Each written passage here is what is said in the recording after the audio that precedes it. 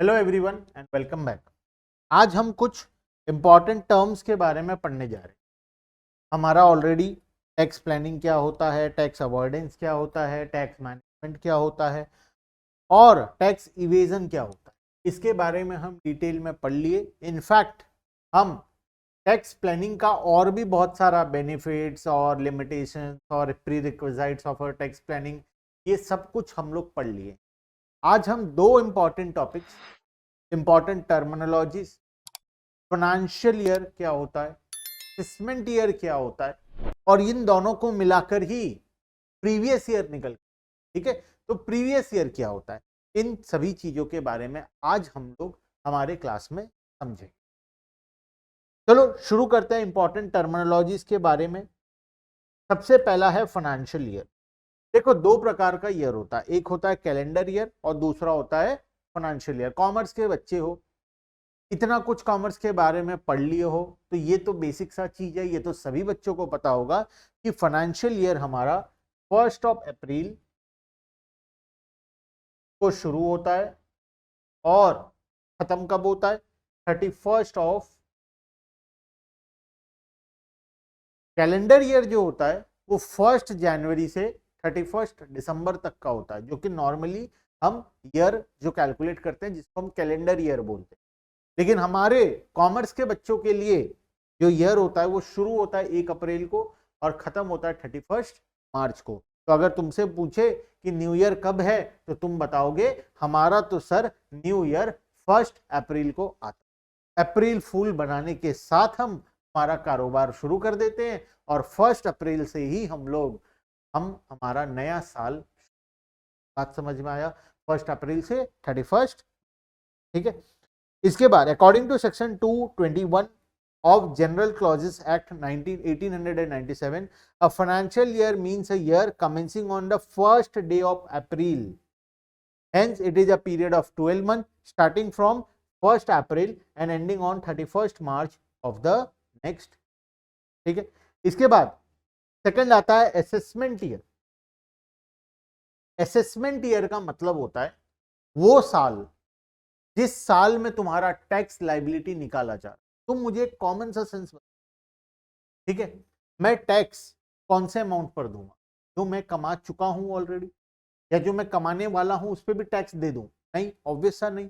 जो मैं कमा लिया हूं, ऑलरेडी कमा लिया हूं, उसके ऊपर टैक्स दूं, उसी का रिटर्न्स को फाइल करूंगा मैं और टैक्स दूंगा। जो मैं ऑलरेडी कर चुका हूं, जो मैं करने वाला हूं, एडवांस में हम लोग वो काम कभी, हाँ, हम कुछ अमाउंट कभी कभार एडवांस में डिपॉजिट करवा देते हैं ताकि हमें इंटरेस्ट ना देना पड़े, लेकिन हम हमेशा टैक्स उस अमाउंट पर देते हैं जो मैं ऑलरेडी इनकम कमा चुका हूं। अब एक साल का इनकम मान लेते हैं 1 अप्रैल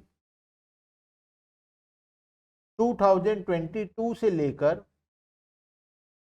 31 मार्च 2023, ये जो साल है मेरा, इसका इनकम के ऊपर मैं टैक्स कब दूंगा? ऑब्वियसली 31 मार्च के बाद दूंगा। उससे पहले कैसे दूंगा? उससे पहले तो साल ही खत्म नहीं हुआ है, पता चला है लास्ट दिन में आकर मुझे नुकसान हो गया बहुत बड़ा, मेरे फैक्ट्री में आग लग गया और 31 मार्च को शाम को नुकसान हो गया, तो मैं 31 मार्च को भी पे नहीं कर सकता टैक्स। तो हम जनरली ईयर एंड के बाद उसके ठीक नेक्स्ट ईयर में हम टैक्स देते, उसके ठीक नेक्स्ट ईयर में हम रिटर्न फाइल करते हैं कि पिछले साल हमने क्या क्या किया, हमारा क्या क्या टैक्स आता है और हमारा ये डिटेल्स है। ये हम लोग जनरली इनकम टैक्स डिपार्टमेंट को, गवर्नमेंट के पास जमा करवा देते। कब करवाते हैं? जब साल खत्म हो जाता है, वो साल खत्म होने के कुछ दिनों के बाद हम ये काम जनरली करते हैं। तो जिस साल में हम ये काम कर रहे हैं उस साल को हम बोलते हैं असेसमेंट ईयर। जिस साल में तुम्हारा असेसमेंट हो रहा है, जिस साल में तुम अपना टैक्स लायबिलिटी का कैलकुलेशन कर रहे हो, उसे हम बोलेंगे असेसमेंट। जिस साल का कर रहे हो उसे नहीं बोलेंगे। जैसे 31 अप्रैल 2022 से लेकर 31 मार्च 2023 का टैक्स तुम कब कैलकुलेट करोगे? ऑब्वियस सा बात है, आफ्टर 1 अप्रैल। नेक्स्ट ईयर में 1 अप्रैल के बाद 1 अप्रैल 2023 करोगे।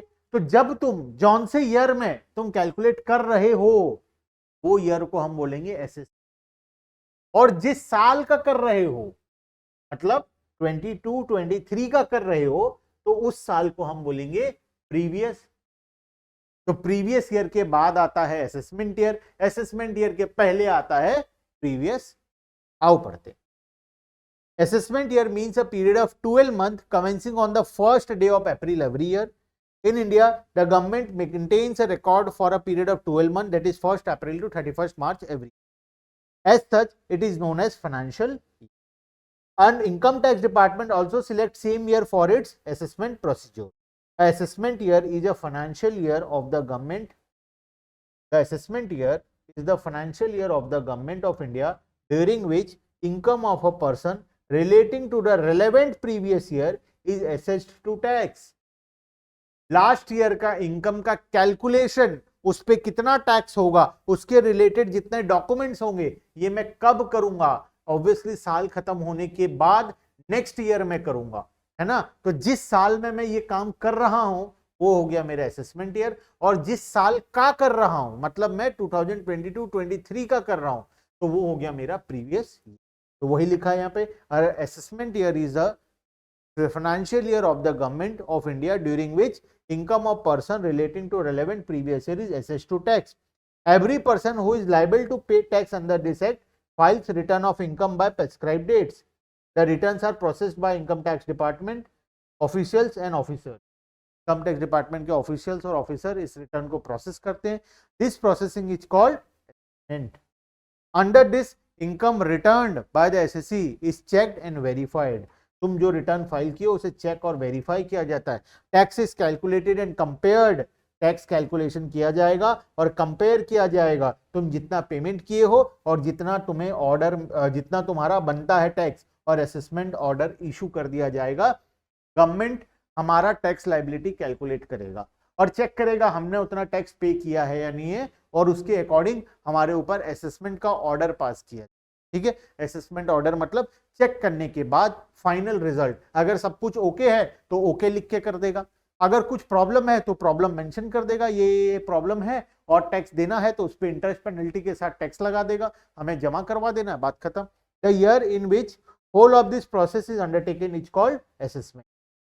For example, the assessment year is 22-23. Is mean it begins from 1st April 2022 and ends on 31st March 2000.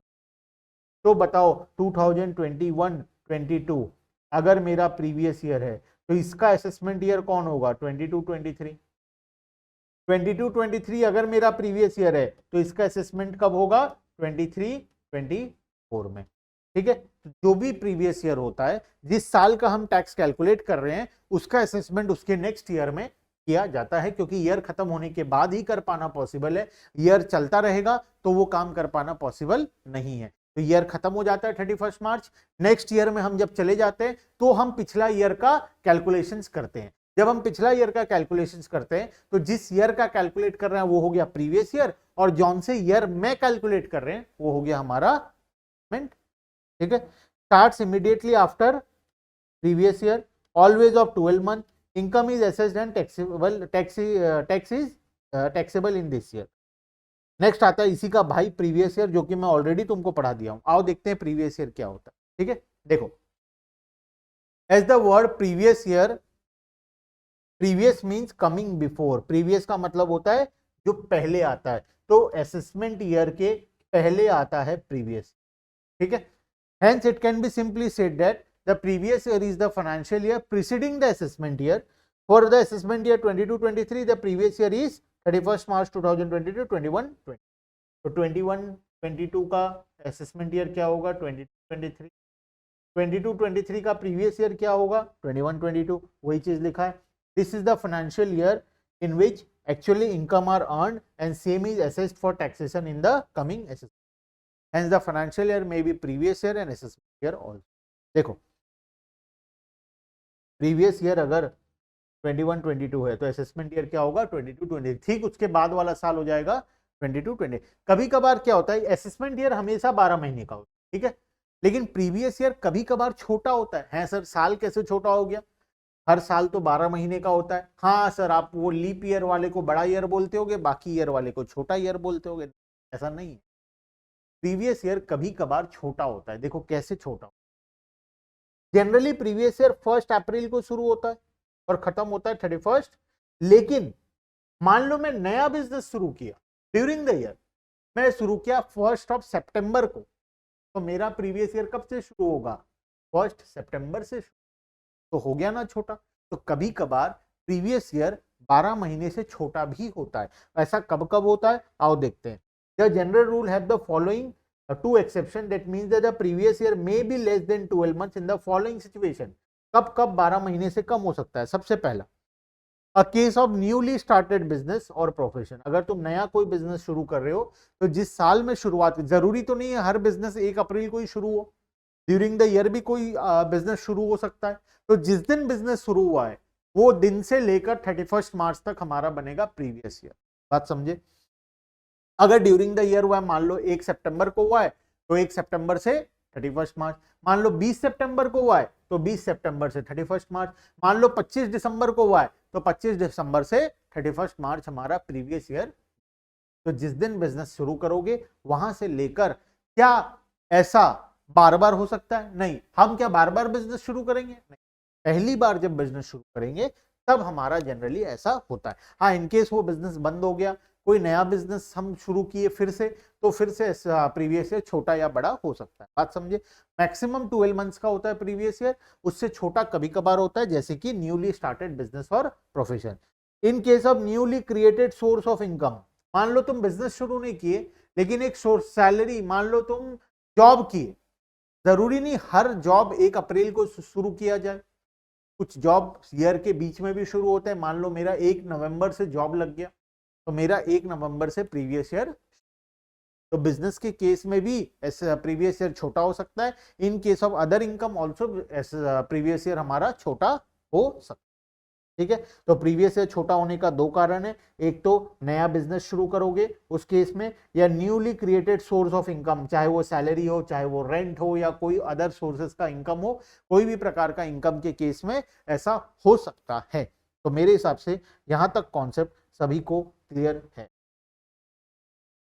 ठीक है, अब अभी तक मैं जो भी पढ़ाया हूं इसमें सारे टर्म्स खत्म हो चुके हैं। असेसमेंट ईयर क्या होता है, प्रीवियस ईयर क्या होता है, फाइनेंशियल ईयर क्या होता है, और 4 important terms, tax avoidance, tax planning, tax management और टैक्स इवेजन। ये सारे इंपॉर्टेंट टर्मिनोलॉजीज एग्जाम में आ सकते हैं। डिटेल में हम बहुत कुछ पढ़ चुके हैं ऑलरेडी। अब हम आगे थोड़े नए टॉपिक्स के अंदर में मूव करेंगे नेक्स्ट क्लास से। ठीक है, तो चलो आज के लिए इतना ही, बाकी का डिस्कशन नेक्स्ट क्लास में।